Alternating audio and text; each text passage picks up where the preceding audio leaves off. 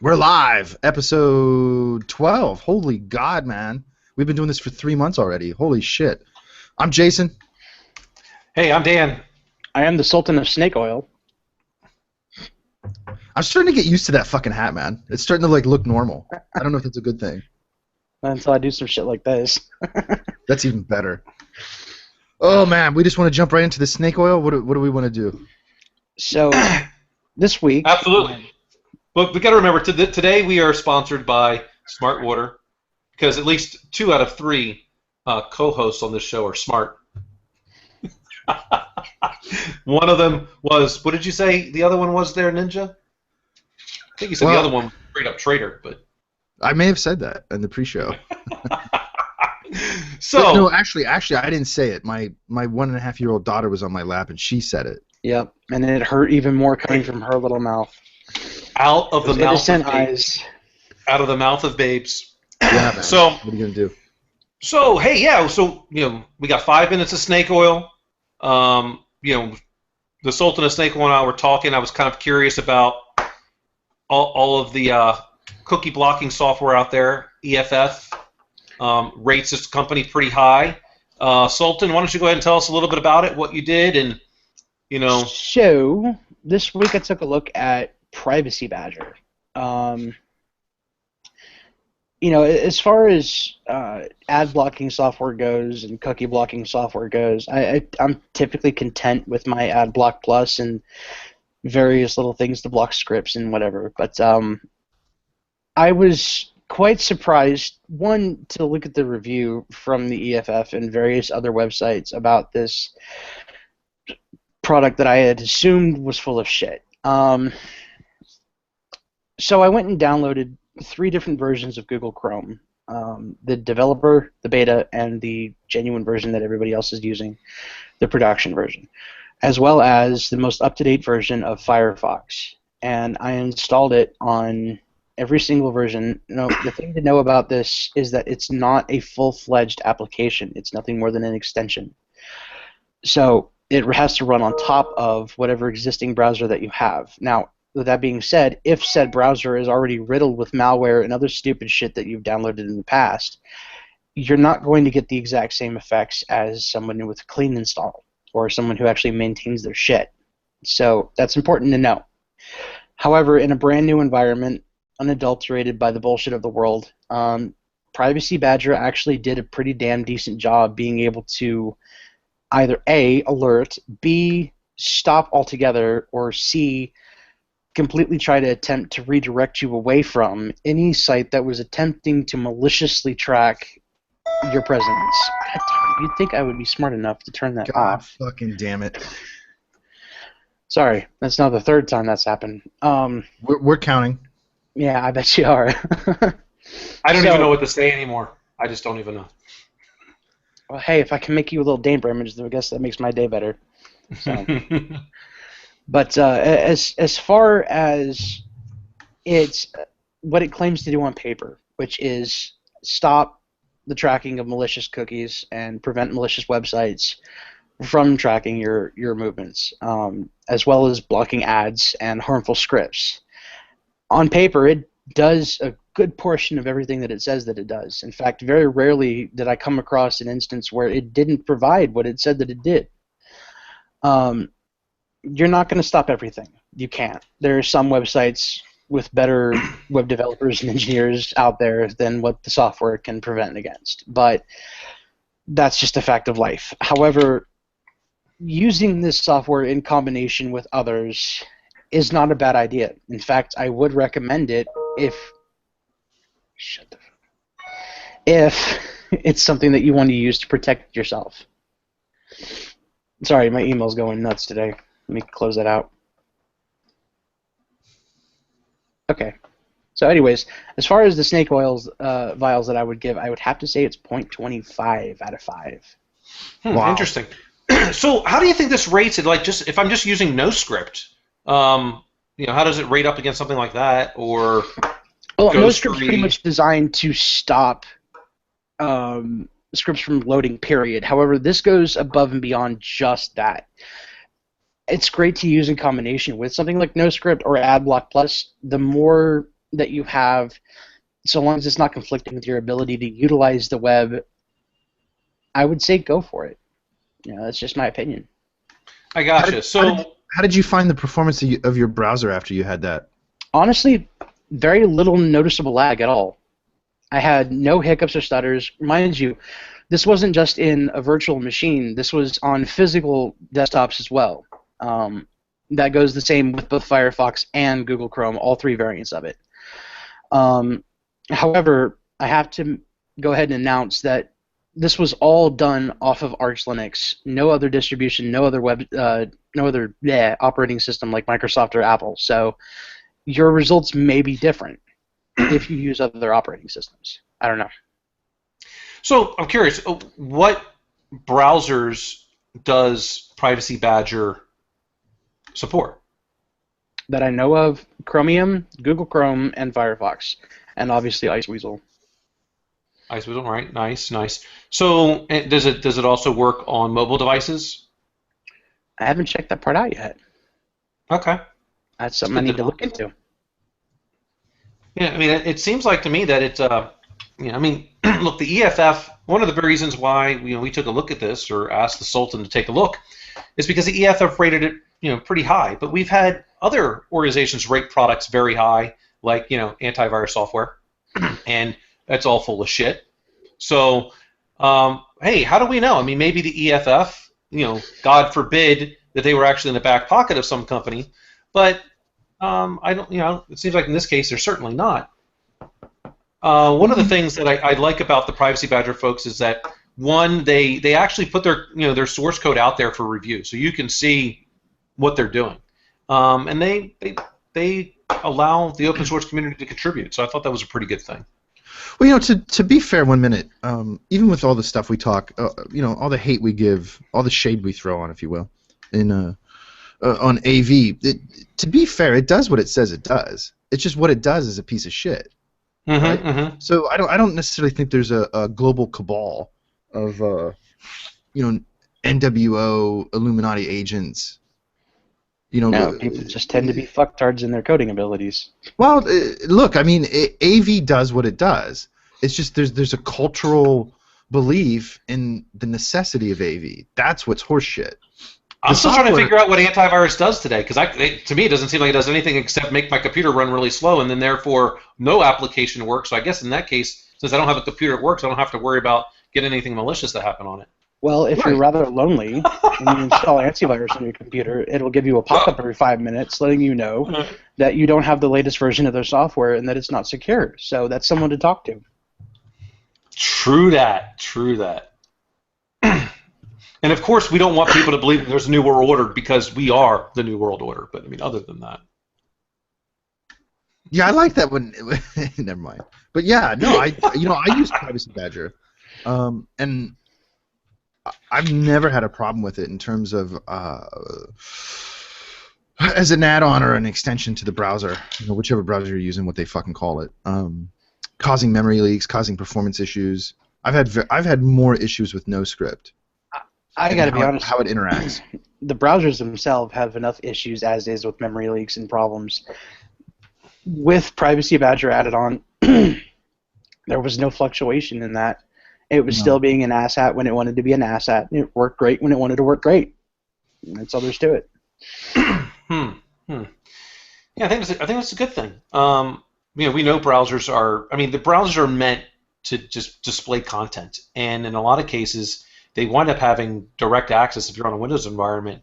They're already running at an escalated privilege, and that's why JavaScript in itself and scripts can be so dangerous in a Windows environment. You can figure out everything that you're vulnerable to. Hey, I've got some new malware to go ahead and send over through some of these products. Let's see. I'm going to start seeing if they can catch it, because according to Virus Total, only 3 of them catch it right now, and I haven't done any type of circumvention just yet. So it's pretty good. All right, so I guess it's time to vote. So the Sultan says a quarter vial of snake oil. Ninja, what say you? Yeah, I mean, I think it might actually be less than that. Where did you get a quarter at? That's kind of what I'm curious. Why are you giving it even a quarter? Because I'm thinking about 0. Because it won't it cannot catch absolutely everything under the sun. So you still have to give it that little bit of a doubt there. I'm Fair enough. just trying to be fair in that, you know. Yeah, no, fair enough. I just wanted to make sure we all understood where that quarter was coming from. I don't know, man. I think I'll give it a 0. I think it does what it says it does, and it does it effectively. I don't think there's any snake oil there.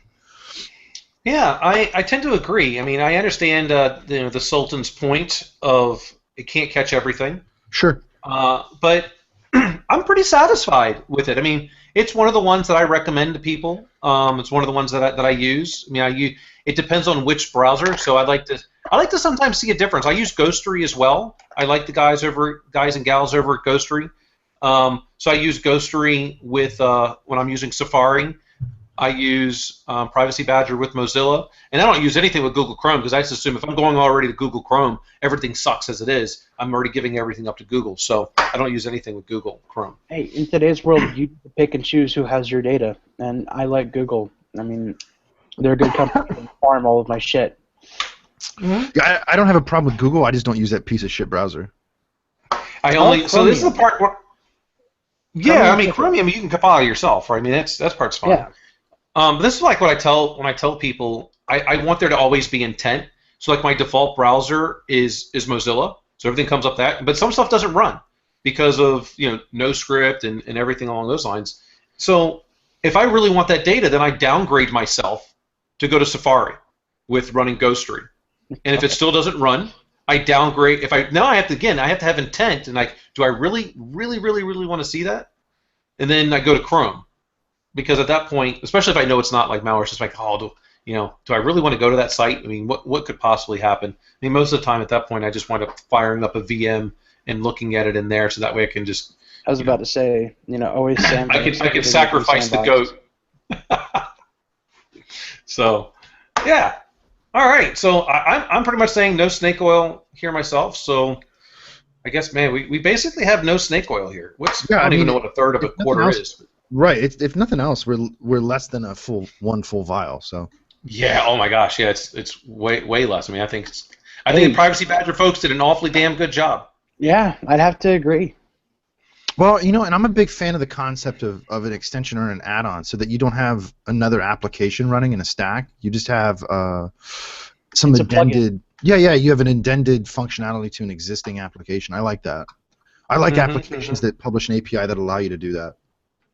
And the fact that it's open source, so you can see everything that's in it, makes it a little bit better. Yeah. Absolutely, guys. I think they did a great job. Sure. So I think we can all agree that it's less than one vial. Oh, absolutely. Sweet.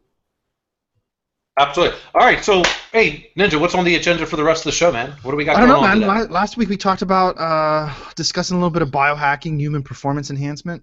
Shit like that. You want to talk about that? I don't know, man. There's been some recent events with Apple, FBI. That's right. We did talk about the whole biohacking aspect. Yeah, we talked about Apple FBI too. we did. But I'm trying to stay away from that clusterfuck because it's getting nothing but irritating at this point. Why? I love it. I think. Why do I love it? Because no. I asked him why is it irritating him. Because it's in. Every hippie wannabe activist out there is now sitting there saying, oh, how the FBI went out of their means to go hack this iPhone and blah, blah, blah. It's irritating because of the fact that Apple has a history of helping out multiple organizations, not even just U.S., unlocking their iPhones and helping them gain access to devices that had encryption. So, I mean, for this one little special butthole of a case, it's, like I said, it's getting irritating for most of those reasons. But I think it's overplayed at this point. The iPhone's unlocked. They got their access to the shit they already had access to. Just move the fuck on. That's what I want the whole country to do, is just move on. So you don't want to talk about it? I don't mind talking about it. I'm just, from hearing about it in my news feeds, I'm a little frustrated. I can understand that. I mean, I get tired of hearing about it, but I think there's some important parts that we have to raise, overall in this case. First, the FBI wanted Apple to do something that, for whatever reason, Apple chose that they just weren't going to do it. We all know Apple has in the past unlocked phones and accounts for law enforcement. But I think in this particular case, it might have been special circumstances as to why they choose not to. Because this happened to be a device where the FBI fucked up. Let's be honest. They fucked up. They fucked up chain of custody. The government messed up. They had means at their disposal, and they didn't do it. So that's one point. And then next, which I think is interesting, we touched on this a little bit last week. You know, the FBI has contracted, whether or not you want to believe they went out and got Cellbrite or someone else and got a 0-day vulnerability. And that could be something. So the guys and gals over at Cellbrite, I mean, they're a forensics company. This is what they do. So I fully believe they probably found some vulnerability in the product that allows them to, do some type of access through, what is it, DFU mode, more than likely is my guess, that allows them to almost jailbreak it and get in. I don't know. I haven't seen it, so I couldn't tell you. But they've got some good researchers over there, so it doesn't surprise me. Now, this is where I think it's interesting. I mean, everyone in the tech industry wants to sue you over DMCA. Does Apple go after the FBI and Cellbrite for violations of that? I mean, I don't know if Apple wants to get into the forensics business or not, but they could own Cellbrite because there's no way Cellbrite's got as much money as Apple. No, not at all. Yeah, it'd be interesting to see what they do, or at least pursue some angle to compel a disclosure of what was done, even if that's never made public, even if Apple only ever learns, so they can. Well, I mean, who knows what they'll do? Who knows what was done? I mean, we're assuming that was done. They could have just cloned the NAND and brute forced it. It's very possible. Maybe the guy had a shitty password. Well, I mean, look, it only. N may be sufficiently large that it's outside the scope of our capability, but now you're talking about 2 nation states, and we know. Yeah, let's not discount what it is that Cellbrite probably is a part of the Israel's espionage program. Well, I mean, Israel for the longest period of time used to be #1 from the National Counterintelligence Executive for stealing of intellectual property. I mean, now we all know it's China. Yeah, I mean, there's some reasonable assumptions we can make. They may not be a front for it, but that doesn't mean they don't work with the Israeli government. And we know the U.S. and the Israeli government collaborate on things from time to time, especially when it comes to munitions and weapons, right? True that. Well, with 2 sizable, well-funded, suitably advanced, particularly in the first world, agents like that, there's no reason to think that that's not possible. I mean, you're paying for a room full of monkeys and typewriters at that point. True. Right? Hey, I mean, I don't blame. However large N is, you only need approximately to try half of that space before you find it. I mean, we know that because of the birthday paradox. So it's conceivable.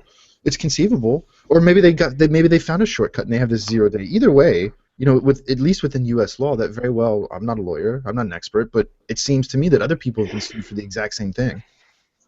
But here's the thing that I'll say about this. I approve of the FBI going down this path because this is one of the things that I've been saying. Stop trying to get the fucking easy button. Do your job and go out and hire experts to find vulnerabilities in this type of software and hardware and do your job in law enforcement. This is part of what I believe is their job to do. They should not be trying to compel Apple to write backdoors in their products. So I support the FBI doing this. Now, whether or not Apple supports it and whether or not if I was Apple, if I still wouldn't bring some type of lawsuit against them for violations of my license agreement. But that's a different matter. I mean, well, look at it. The FBI is law enforcement. That's why the DOJ got involved, because that's right the prosecution arm of it. So no different than the cop that pulled over John Jones and gave him like 6 fucking tickets. Of course, right? I mean, that's the cop's job. You can disagree with it, but that's not. I know this is not. But that's not That's hilarious. By the way, the dude wasn't even going 30 miles an hour, and he was cited for drag racing. Yeah, well, because drag racing doesn't require speeding. You don't have to be exceeding the speed limit to be cited for drag racing. Was there even a Oh, vehicle evidently near him? not. What? He was Was revving there his even another engine. car near him? Hold on, what, Brandon? Was there even another vehicle near him when he was drag racing, supposedly? Fuck if I know. I don't know. Not according to the reports. He says he was revving the engine in order to basically, get the fans that were, cheering for him to kind of, like, hey, what's up, guys, gals, what's up? Wow. I wasn't there. I have no idea, but I can tell you this legally, absolutely for certain, you don't have to be speeding to be cited for drag racing. Drag racing is Clearly acceleration. Yeah. I mean, that's just the fact of it. I mean, reckless speeding, which is competitive racing, is different than drag racing. But anyway, right, you can disagree with it, but the place to disagree with it is in court, not on the street with the cop. I mean, I'm not saying don't stand up for yourself. Don't get me wrong. In fact, what I would say is don't fucking talk at all. Absolutely. There's no reason. Anything you do, anything you say can and will be used against you. It will not help. It never helps. It never helps. It won't. It can't. Right? I mean, I wouldn't have had any problem with him just saying, fuck you, cop, fuck you, cop, fuck you, cop. That's it. I don't answer questions. Yeah. I don't answer questions. Just keep it simple, man. I don't answer questions. Take your tickets. He obviously has a great lawyer, because this is his second or third offense while on felony probation. Oh my God. Something like that. Yeah. I mean, yeah. I mean, dude, he's had multiple offenses on felony probation. We're not talking when about you're making John Jones money, you can kind of do whatever you want. Evidently. How far are we fallen that he doesn't even have OJ money? John Jones isn't as famous as OJ. No, but I don't know how much money O.J. Simpson really had. I mean, when he was playing football, they weren't making a ton of money back then. Yeah, but think of all the film and shit, man. Now, I'm not saying he didn't waste it on coke and whores, but I don't know. I didn't know the guy. I don't know what he did with his money. All I'm saying is there's no way John Jones is as famous as OJ. Oh, right, sure. So clearly, I mean, maybe, what state is he in? Arizona? New Mexico right now. Mexico? Apparently in that shithole, the legal system isn't as expensive. In California, man, you gotta pay. Yeah. You gotta pay, son. You gotta have Kardashian level money. Right. Well, let's look at. Always remember, your capability of gaining a fair trial is directly proportional to how much money you got. Oh, for sure. For sure. That's the travesty, man. What you're telling me is, in other words, I'm fucked if I ever decide to go on a rampage like this. Oh, dude, we're already blaming you for shit that you don't even know about. That's fine. At least it's not being accused of being a traitor again. That's okay. Well, that wasn't an accusation. It was a statement of fact. Oh man. Don't get it twisted. Hey, some of us still have bills to pay. You know what I'm saying? We got to do what we got to do. Dude, I'm not hating on you for it. I mean, hell, Judas took 30 pieces of silver. Oh, you're a dick. You know what, Dan? You could suck a fart out of my ass and hold it like a bong hit. That's all right. I still didn't take 30 pieces of silver. You know he's lying, right? He didn't take 30 pieces. He took 60. He's still trying to get more too. Right. Damn right. You gotta pay the man. So yeah, it'll be interesting to see what, if anything, plays out in the public light between Apple and the DOJ. You know, I have a feeling that it will not. I think Apple does want it to go away, and I don't think the FBI, I don't think the Department of Justice.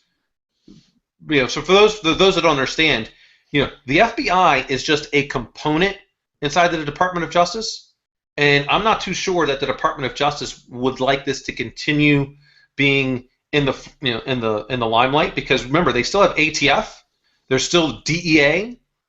I don't think they want all those components having to fight this same battle, and I'm not too certain that Director Comey is going to remain in charge of the FBI for too long if these kind of things keep popping up in the spotlight, because it's going to make it very difficult for the Department of Justice to do their job if it keeps on.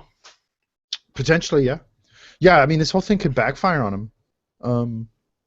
I mean, we don't live in a world where everybody's on BlackBerry anymore, right? I mean, Thank God. Well, non-BlackBerry smart devices obviously dominate the marketplace. So, whatever the FBI did or didn't do to gain access to this phone, it stands to reason that somebody else could compel them at some point in the future to have the same thing done to their devices. If there's some question of evidence and a discovery notice, I mean, I don't think they would comply with it. I don't think that for a second. But that doesn't mean you couldn't request it. It's the same thing came out when we learned about Prism and all that shit. Carnivore and all that kind of stuff. Well, I mean, look, if that's a natural evolution of understanding that the data exists and it is being retained. Well, then why can't I have access to it? If you can use it, why can't I? The question is, why aren't you data mining the way that they are? Right. What makes you think we're not? Right. That it's interesting because we talked about Facebook in one of these episodes. I have no comment. I have the same opinion about Facebook. I have a couple friends that work there, and I've talked to them as a researcher, as a scientist, getting access to that data, and they have a program to do that. I don't have a problem with Facebook. I love Facebook. In fact, I think they could perform a great social benefit. I wish they would API and open out their data. I don't need private information. That you can code it, and they do. They scrub it. The way they have it compartmentalized is pretty sophisticated. From my understanding as an outsider, but yeah, I mean, why not? Why not fucking plug an API on that giant data center in the desert the NSA has and just let us cull it? Let all of us mine it. Yeah, fuck it, man. I'll pay for a developer key. Sure.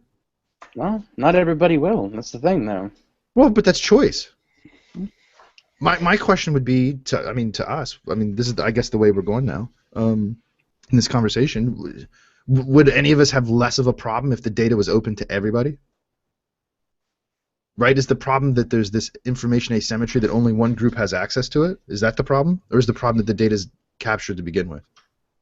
I think the issue remains that the data is there to begin with. I mean, if Facebook's data that they have been hoarding since, 2007, 2008, if that information became public, how many scumbag, disgusting little retarded-ass companies that already exist do you think are going to pop up to snatch that and use it for their own benefit? Like, but if it was open, wait, stop, because it's a good point. Let's talk about it. Hold on. Don't bring up another point yet. Okay. If the data were open, what value does it have? Because anybody can get it. Why do you need these little scumbag third companies at that point? I would argue that those companies exist now because they're the only ones that have access to it. That's where the value is. If everybody had equal access to it, I don't think there's any more value. I don't think that's the case. I mean, I understand where you're going with saying that. I mean, if it's open to everybody, then it doesn't mean and I think that's wrong because there's somebody that will find gold in just whatever scrap trash is available. Somebody will pluck that data out and find a way to make that data work for them. So I think that really what it comes down to is that the data itself may not be of value, but it doesn't mean that my algorithms and how I choose to use that data would not become valuable. Sure. And that scumbag company could, for all intents and purposes, misuse that data in such a way that it could still be used for exploitation. Wait, no. That's separate from the algorithm, though, man. The value of data is a property of the data, not the algorithm. I agree with you about the algorithm. How you mine it has value, because that's data too, right? The algorithm itself is a data object. Here's an example. So Fapgate, right, with Jennifer Lawrence's news is the prime example. Oh my god. Do any of us think that somebody stole those photos because they've never seen a pair of tits? Does anybody? Of course not. That's not the reason why. No. Right. It has nothing to do. Right. With the who. It has to do with the value of that data object, right? Yep. I don't know, man. That hacker known as 4chan was pretty fucking lonely. I'm just saying. Yeah, but he could have gone to Google and just typed it in and found plenty of it. Yeah, but it wasn't. I'm sure he knows how to use Google. I mean, that you gotta understand. That's the point. It's the value of the target. That's what it was. No.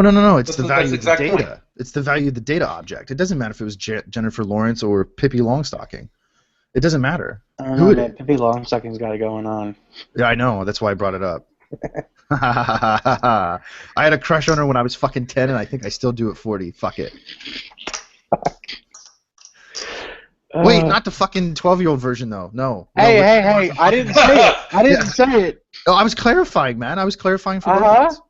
Guilty But- dog barks the loudest. Just saying. But it's the data object. So how forget about the algorithm for a minute. How do you create this data in a public way so that it has no value? I argue that it's by making it open. You I want don't privacy? think so, man. Make all your data public. How about that? Put that. No, because I don't want the world to know what my browsing habits are. Why? Because I'm ashamed of them. Oh, that's great. That's great. There lies the truth. A good you're person with ashamed the of- data is ashamed of what the fuck it is that they do behind the browser. Like, nobody needs to know what I like. You know what I'm saying? So you're ashamed of what you do behind the browser, yet you're live streaming your diet. Yeah. Because what I do behind a browser is a lot less. Well, okay. The diet is a lot less shameful. In my opinion. Is it? It is. Because here's that's admitting something that everybody already knew. Yes, I'm obviously a fat motherfucker that needs to become less fat. That's not shocking. But if you found out the type of shit that I was into, most people would be like, dude, what the fuck is wrong with you? And to me, that's a little nerve-wracking. So I tend to not want to share that information with planet Earth. Dude, we all know you're into furries. It's cool. Hey, you know, that's just one of the many, many things. So it doesn't matter. You and InfoSec Taylor Swift are all into furries. Yep, and See, man, she traumatized me with her massive cock. So I'm sorry if I Oh my ruined that God, for you, dude. Mr. Pitt, but Swift on security does not have a vagina. That's all I'm gonna say. Yeah, I'm not dumb. That's not what Dan said. I thought I had to clarify things. No, man. It was just the. For some reason, cock is a word, like, to me is more brutal than cunt. I don't know why, but it is. It's like, oh, we said it. Oh. No. Check this out, man. So to me, that signals that there's a. And I mean, this surely harkens back to our Puritan upbringing, and as a culture, not as individuals. That somehow we Clearly. have to do the things that are for all practical purposes natural, like sex.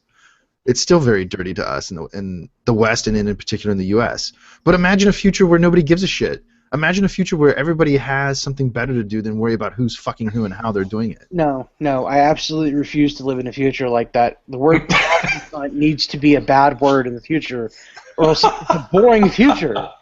Like, that's it. No. What needs to be a bad word in the future? I didn't hear that because fucking Dan's laughing like a hyena. Because if we take away the dirty jokes and the taboo of sex altogether, it makes it very fucking boring. Words like cock and cunt need to be bad in the future, just the way that they are now and they were yesterday. If not, nobody's going to give a shit about it, and kids won't be able to go tee-hee when they say the word dick. So. Interesting. So I guess there was a pretty good segue that we had there in terms of Brandon's diet and and what we're doing with biohacking. Man, you missed the fucking opportunity for a great joke there. Yeah, I just chose to get rid of it. So Appreciate that. how is the diet coming along? What do we were going to talk a little bit about some of the devices. We don't have too much longer for today's show. Thank God.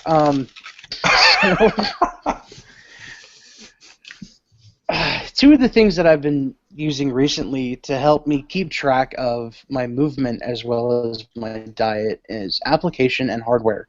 So both software and hardware have played a huge role in me adding an extra step to what normally would have been just maybe I shouldn't eat that because it's got a lot of fucking fat.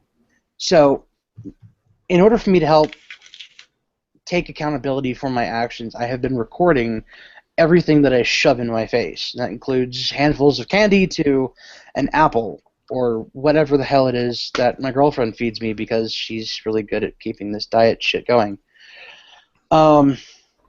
it's not just tracking calories. It's tracking how many grams of sodium and fat and sugars and everything, as Pittman's over here stuffing his face.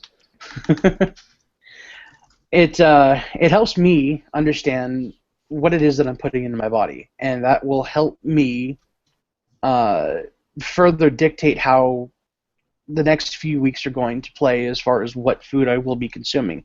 Because on top of the fact of me just recording all that data, it's also telling me things like, well, hey, we noticed that you're not drinking enough water, or you're not getting enough alkalytic-based foods in your diet, or you're consuming too much sodium still. So let's try to change up your diet a little bit more in order to help balance you out so that way you actually take a normal-sized shit for once.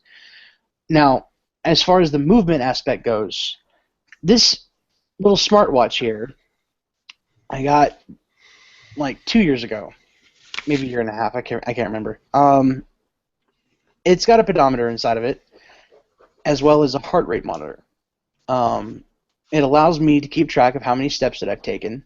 It interacts with the software that's on my phone, so I can see how much calories I've eaten, and it allows me to monitor my oxygen levels within my blood as well as my actual heart rate itself, so I can better keep track of my health overall. Granted, right now my health is shit, but I'm working on getting it better. So to me, this has played a huge role in not just helping my diet, but helping me understand my overall body from a health aspect that I never bothered to give a shit about up until a few weeks ago. Interesting. Why do you think you need these in order to help you with this? Well, it's not necessarily a necessity. However, it has helped me greatly. By keeping track of this, it helps me stay accountable, and that helps me stay on target. Before, whenever I had tried a diet, it was literally just, well, maybe I should only have half of a large pizza instead of a whole pizza. And I wouldn't think of the consequences. I could not see the calories in the pizza. The only thing I could see was the cheese and the bread and everything else that I had had. So this is allowing me the opportunity to look at the data of what it is that I'm actually consuming and help me make better choices that way. Because beforehand, I had virtually no idea what the fuck a gram of fat looked like compared to a gram of sugar. Well, you know what's unfortunate, man, is not only were most of us in our generation, or at least our two generations if we want to split it, not only are we not taught how to actually science out our diet, but the concept of the food pyramid is so fucking flawed, it's not even funny. And in fact, the concept of the food pyramid completely fucked us right in the ass. For a while now, man, I've been thinking about how, you know, one of the important things, especially for, let's say, diabetics, is to monitor their blood sugar, and we've perfected that science. We know how to monitor blood sugar. We know how to dose out insulin and sugar based on where your levels are and adjust it. You know, what the science shows us, especially now that our technology is getting pretty advanced, is that there is no one diet that works for everybody. Nope. You'll have varying amounts of success across a spectrum of individuals in the same diet, and that's simply because our biochemistry is so diverse. There's a lot of gene polymorphisms that can emerge that will allow me to use one diet, let's say, to 90% efficacy, and for one of you won't get dick off of it because of a gene polymorphism. What we need now, in my opinion, is the next evolution of some of these smart devices. It's interesting you said yours can monitor blood oxygen levels. Mine can't. And it's one of the things I wish it could. I have the Apple Watch. And I love it, but it's certainly not as advanced as it could be in terms of the hardware. So the two sensors that I'm using, one is from the LG G Watch R, the other is from the Samsung Galaxy Note 4. The blood oxygen comes from the Note 4. Yeah. So different devices have different sensors that can do different. What I want to see, and I think we'll get it maybe soon, is man. I'll even take a fucking, you know, like the little media center PC shuttle boxes.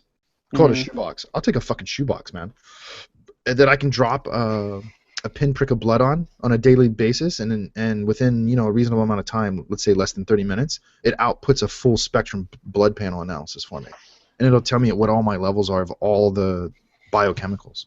Interestingly enough that you said that, I know this might sound a little lame, but I attended one of the TED Talks here in Tucson like 2 years ago with my girlfriend. TED Talks are awesome. I don't know why that's lame.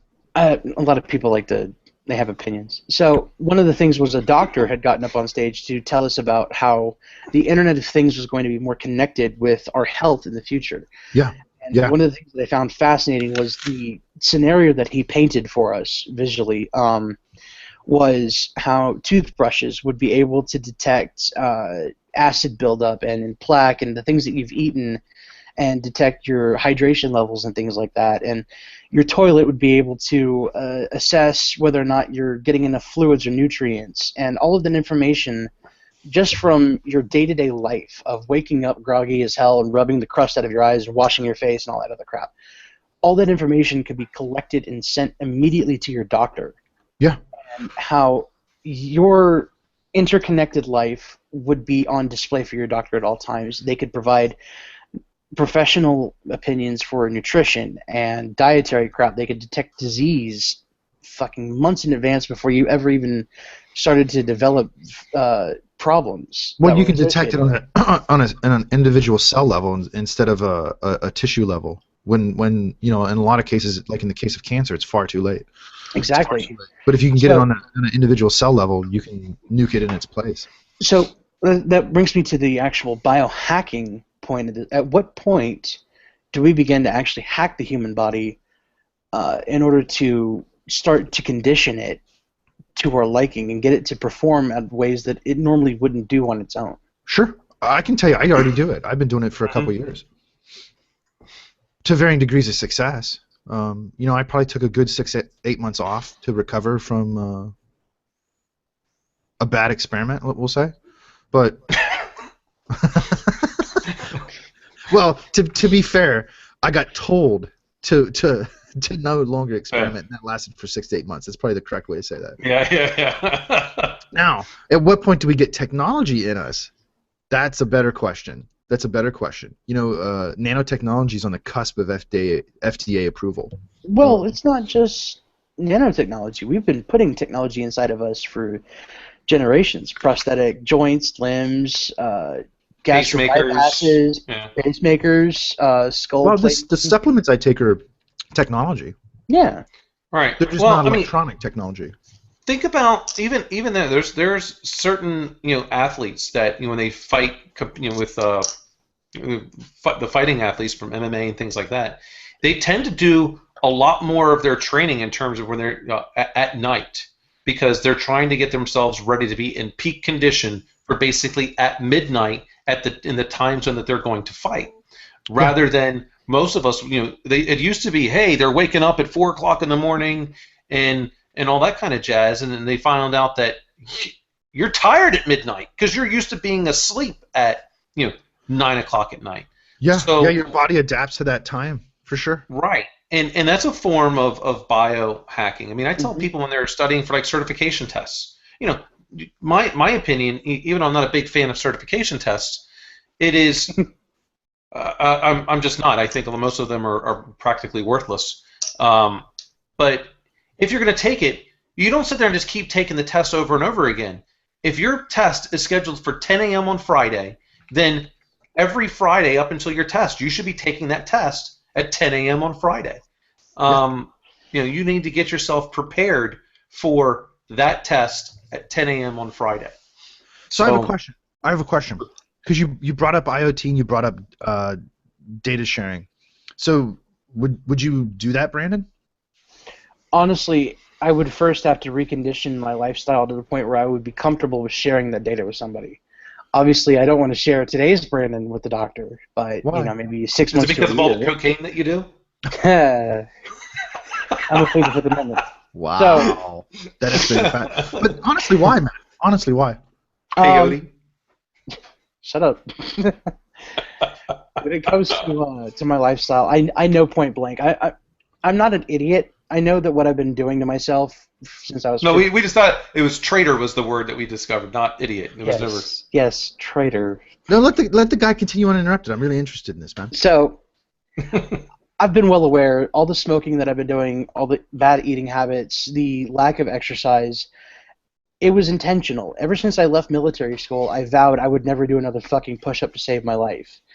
Well, unfortunately, it's gotten to the point where my life is actually going, oh, shit, dude, we've kind of got a little bit of weight on our chest. You might want to unfuck that.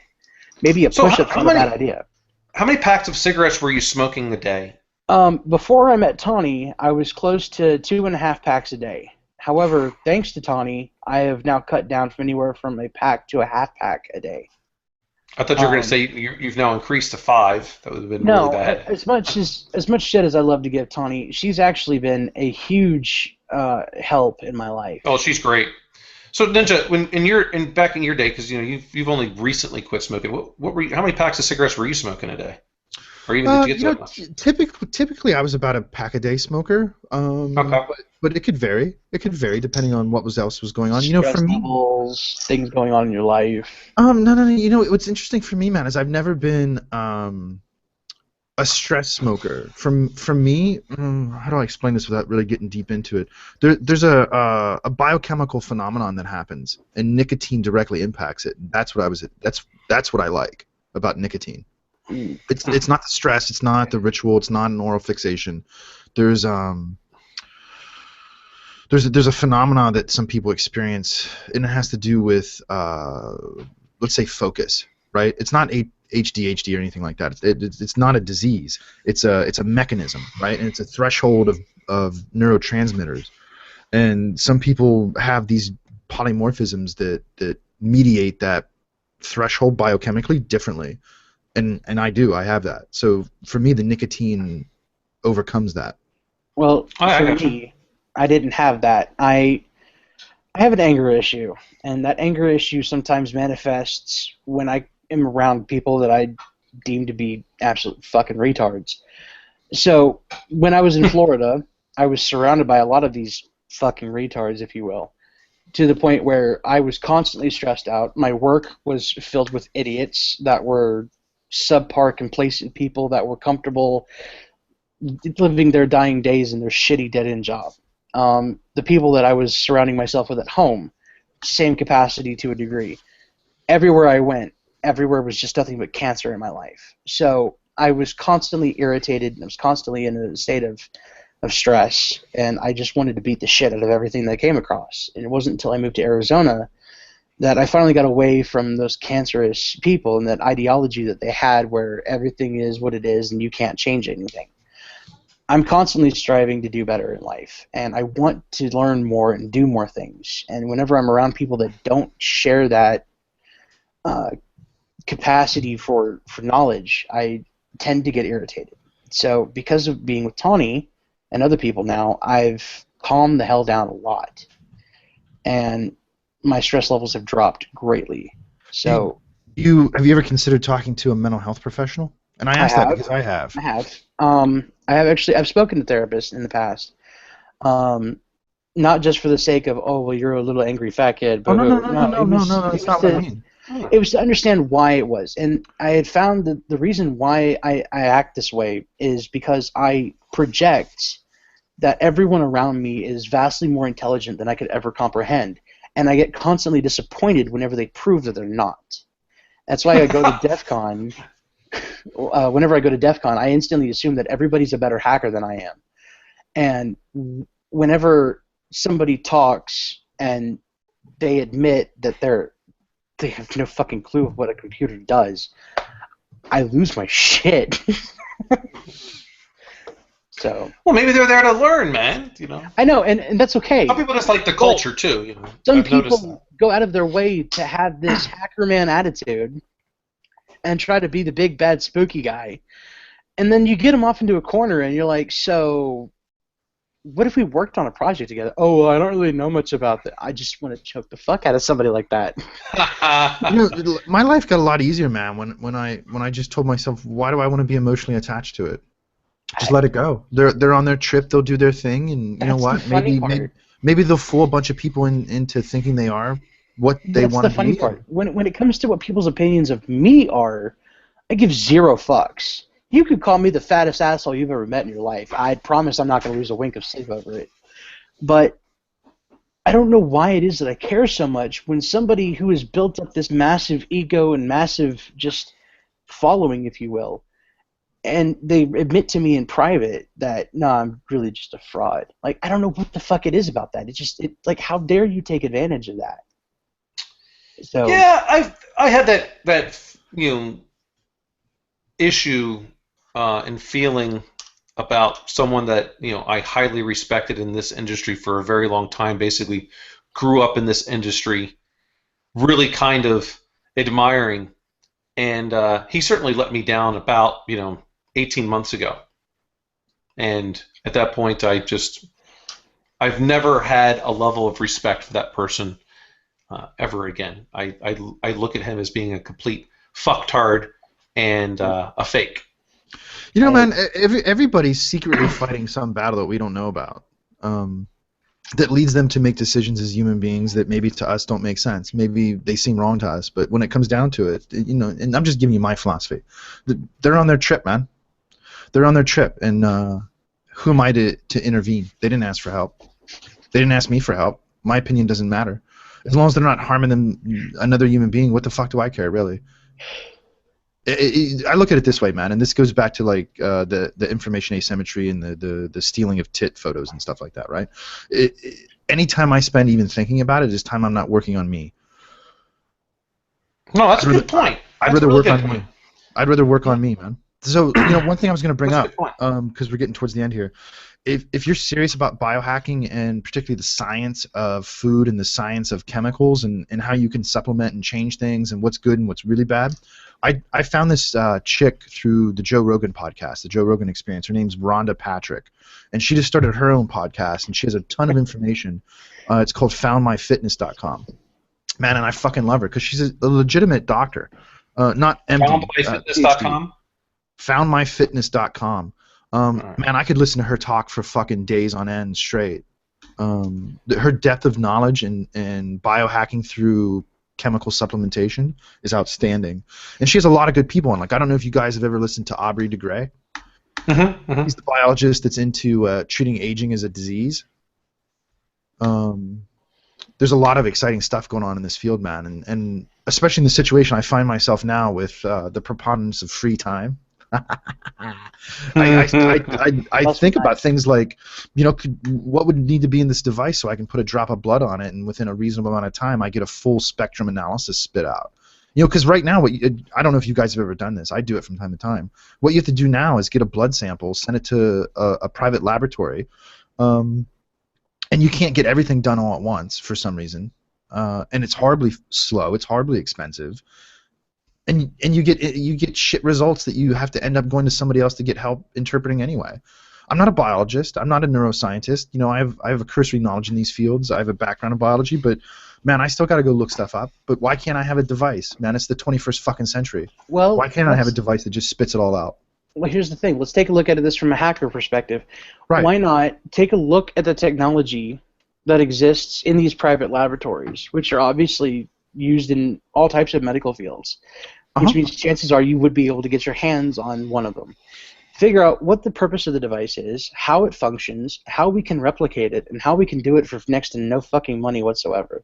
Then let's take a look at the data, what type of data it produces, how we can replicate it, and how we can actually interpret it. See if we can't produce this on a smaller scale and maybe make something out of a Raspberry Pi that can do the same fucking thing. That would accomplish two major things. One, it would be available to the public. Two, it could be mass manufactured for places that are impoverished and in desperate need of this technology. Yeah, that's exactly what I'm checking out that website. This is I always wondered why when I would be in Europe, when I would go to saunas and things like that they would say, hey, you're in there for 15 minutes, and then you literally jump in a pool that's at like 50 degrees. And there's a lot of taking a look at this because of it significantly increasing the number of immune cells that are built with that cold shock. I mean, that's just right here on the page. I'm certainly gonna read this. I'm not familiar with Dr. Rhonda Patrick, but I tweeted it out as part of our show. I think everyone should check it out. It seems pretty damn interesting. There's a lot of new research around heat therapy and cold therapy. There's a lot of research with them, as I understand it, used individually. There's not as much used in combination. But, I mean, remember, man, I'm sure you did it when I played sports. After working out or after a match or whatever, man, we'd go sit in fucking ice baths. Oh my gosh, I fucking hated it. I would get in that friggin' bath. Oh my gosh, because it's filled with ice, Mhm. and of course, now you're talking 30 degrees. But lucky that it didn't get friggin' frostbite. Yeah, no, My I coach would stand in a 55-gallon trash can full of water, ice water. My coach was a real dick. He used to put salty ice water in there. And it would just, the temperature would be so fucking low. By the time I got out, my hands were so numb I could whack them against the brick wall, and I couldn't feel shit. Yeah. Mm-hmm. Yeah. Look, I'm super interested in biohacking, man. And it's funny you bring up DEF CON. I know last year, I don't know if that was the first year or if the year before was, they had like the biohacking village and the biohacking track. I saw the IoT village for the first time. I didn't see the biohacking one. Yeah. It was over by the Tesla shit by the CTF last year. Yeah, I'm gonna check it out. I'm actually looking forward to this year's DEF CON because it'll be the first time in a while that I'll get to be going as a participant instead of someone that's got to be entertaining all over the place. I'm not going on Silent Circle's dime. I'm going on my own dime, which means this will be the first time I get to pay for my own DEF CON, and I'm very fucking excited about that. I'm not so excited about paying for myself, but I mean, I am. I've had the pleasure of a good friend of mine helping me out through my first 4 years of DEF CON, and it's an amazing experience, and I'm very grateful for him. As someone who's prideful and very humble, who's been homeless and knows what it's like. You want to give him a shout out? Yeah. I don't know. You want to keep it private? Yeah, I know who it is. He goes by the alias Pilgrim. It's Khalil Sanawi. He's a great guy. He was, before Dan came into my life, he was one of the people that had mentored me to stop being such an asshole on Twitter and the internet as a whole. Just be clear. I never said stop being one. I was perfectly fine with it. It was even in spite of all that, I still liked it. But he was the one that was trying to help groom me into getting to a position where I would be able to be in a professional environment and be successful. So it's thanks to people like him that really helped me out with that. But however, when it came to DEF CON, he was the one that provided all of the funds necessary to make sure that me and my ungrateful friends, with the exception of Tawny, had a hotel room. We had tickets to get in there. The only thing that we ever had to cover for was a flight to and from, and our own food. And because of him, I was able to experience DEF CON. I was able to meet your retarded ass. And, your wife insisted on you calling me doctor the entire time. And yes. And even still, most of the time, she still calls me doctor. And I'm like, I have never once asked anyone to call me that. No, you're a fucking liar. You're a fucking liar. Actually, you're right. Yeah. There was this one teacher I made call me that when she tried to explain how a particular math problem of my son's was how he answered it wrong when it was correct. But outside of that. No, I beg to differ, because every time I've referred to you as Mr. Ford, you have always reminded me that it's Doctor.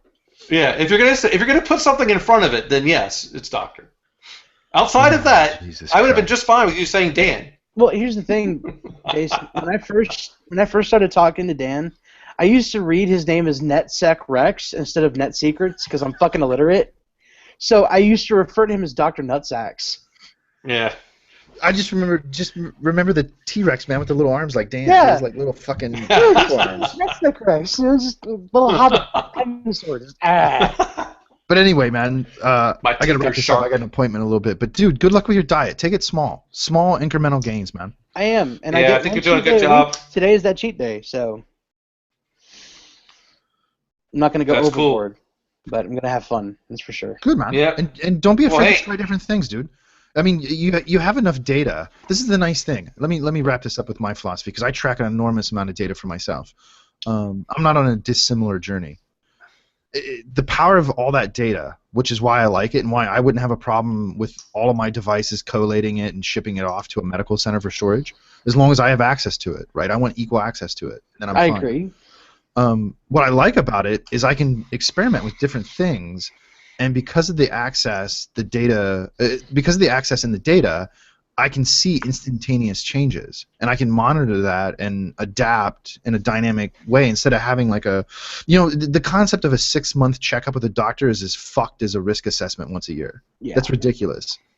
That's like choosing to audit your network every, twice a year instead of every fucking week or every day. Yeah, that's a risk assessment. Dude, that's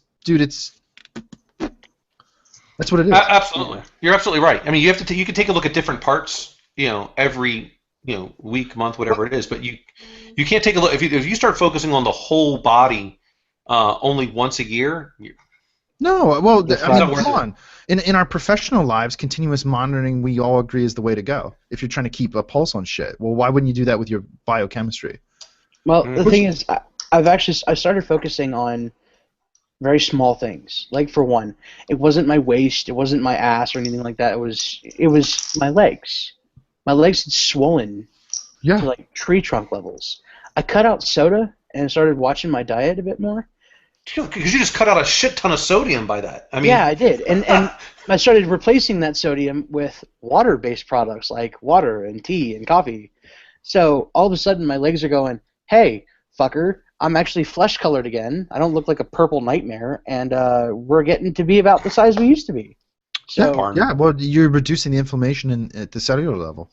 it is, and you know That's what? good. It feels fucking great. Because you'll feel instantly fucking better, man, because your body's not aggravated. I've gotten more energy at times. Granted, whenever I'm on like Augmentin and all this other fucking antibiotics, I'm really fucking just sleepy. Well, yeah, that'll wreck you. Yeah. Yeah. But I mean, there's a lot of stuff right there. Just like even making your own electrolyte drinks, which is just like with a little bit of like Himalayan salt, some lemon, and Honey's got honey. that pink salt shit. That Himalayan salt. Yeah, that little bit of Himalayan salt, then organic honey that you can get like locally, and then lemon. Dude, that stuff will help clean you out and keep all of your levels. Because a little bit of salt you still need, but in every soda's like the sodas are like 160 milligrams of sodium with every friggin' serving one.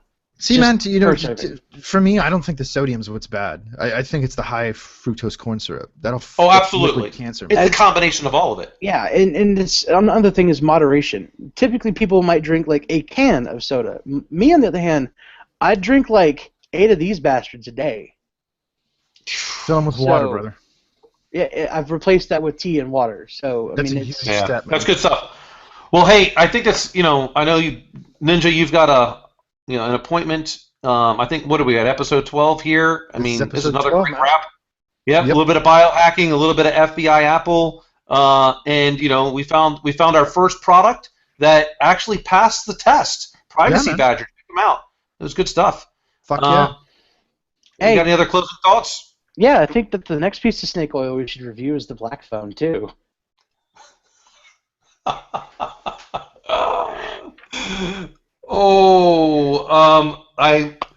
am not able to do so for about 6 months, and then we can think about it. We can wait because I may or may not have found some things that might be fun to poke at. You should submit it to the Bug Bounty Program. You get paid. I was just gonna say, man, my official statement is you should submit any findings to the Bug Bounty Program. Absolutely. And of the two that company, I guess, still has, I wouldn't know. I would suggest HackerOne. Yeah. That'd be a great one. Submit that stuff to HackerOne, dude. There you go. All right, people. This Life in Tech. Episode 12. See y'all next week. Bye, everybody. Have a good weekend, you fucks.